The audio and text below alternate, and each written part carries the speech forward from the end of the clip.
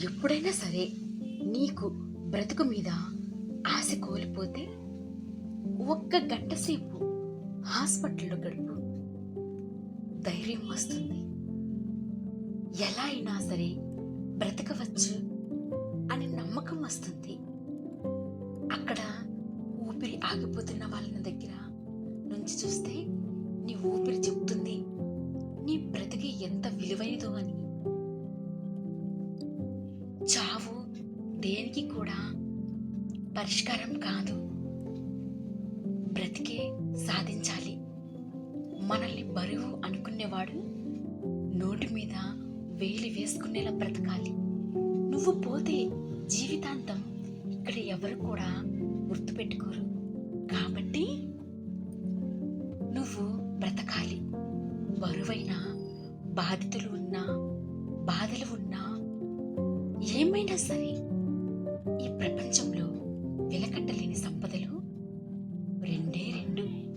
ఒకటి మనశ్శాంతి, రెండు సంతృప్తి. ఈ రెండింటిని సంపాదించుకున్న వాళ్ళు ప్రతి నిమిషం అఖండమై ఆనందాన్ని అనుభవిస్తారు. మనశ్శాంతి ఎక్కడెక్కడో వెతికితే దొరికేది కాదు. అది మనసులో ఉంటుంది మిత్రమా. మనం ఆలోచించే విధానంలోనే ఉంటుంది. జీవితంలో మనశ్శాంతి కావాలంటే ఎదుటి వారితో తప్పులు వెతకొద్దు. మనలోనే తప్పులను చూసుకుందాం ఫస్ట్. అలాగే వాళ్ళు ఏమనుకుంటారు అని ఆలోచించడం మానేసి మనకు నచ్చిన విధంగా, మన మనసు మెచ్చే విధంగా బ్రతకడం మొదలు పెడితే మనశ్శాంతి మనల్ని వదిలి వెళ్ళునుగాక వెళ్ళదు. అర్థమైందనుకుంటా. బాగుపడాలనుకునే మనిషి అతి నిద్ర, సోమరితనం, పనిలో ఆలస్యత్వం, భయం, కోపం, ఇవన్నీ కూడా ఈ 5 దుర్మార్గాల్ని వదిలించుకోవాలి. గెలుపుకు తుదిమెట్లు అంటూ ఏదీ ఉండదు. ఓటమి అన్నది ఎప్పుడు కూడా అపాయకారం కాదు. మనకి రెండింటిని సంపాదించవలసింది దానికి కావలసింది ఒక ధైర్యం మాత్రమే మిత్రమా. నీవు మానసికంగా కుంగిపోవడం మొదలు పెడితే చీమ, దోమ కూడా నీ మీద ఆధిపత్యం వహిస్తాయి. విజయాలకు మూలం నీ మనసు ప్రశాంతంగా, నిర్భరంగా ఉంటే ఏ చింత కూడా నిన్నేమీ చేయలేదు. బుద్ధి లేని వాడితో వాదించటం కంటే మన చెంప మీద వారిన దోమను మన చేతితోనే కొట్టుకోవడం లాంటిది.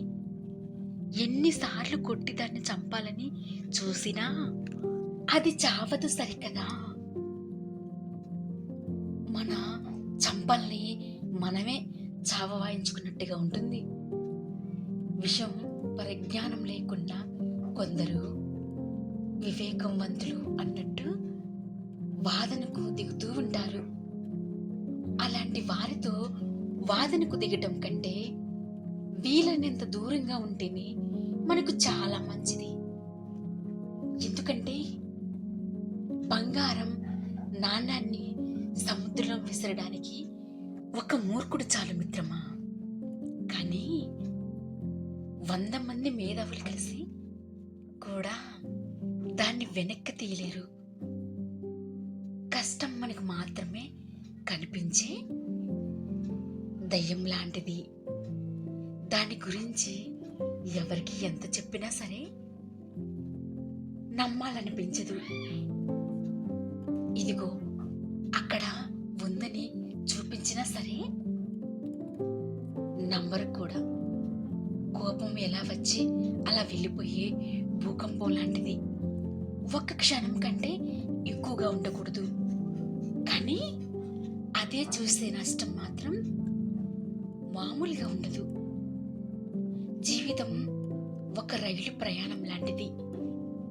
మొదట్లోనే అందరూ మనతో ఉన్నట్టుగా ఉంటుంది. ముగిసేలోపు ఒక్కొక్కరు దిగిపోతుంటే మన కోసం ఎవ్వరూ ఆగరు. ఇది మాత్రం నిజం. మనకు తెలిసిపోతూ ఉంటుంది. కాబట్టి కోపం, కష్టం, జీవితం ఈ 3 కూడా మనవే. కానీ మన అదుపులో ఎప్పుడు ఉండవు. మన మాట ఎప్పుడు వినవు. మనకి చెప్పి కూడా రావు కదా. డబ్బు అనేది మహావృక్షం లాంటిది. దాని కిందకి వెళ్ళక మన నీడ మనకి కనబడదు. ఇక మన చుట్టూ ఉన్న వాళ్ళు ఎలా కనపడతారు చెప్పు? డబ్బు దగ్గర ప్రతి ఒక్కరు కూడా స్వార్థపరులే. కానీ ధనాన్ని చూసి దరిచేరే బంధువులు, అందాన్ని చూసి కలిగేటువంటి ప్రేమ, అవసరం కోసం కలుపుకునే స్నేహం ఇవి ఎప్పటికీ కూడా శాశ్వతం కాదు.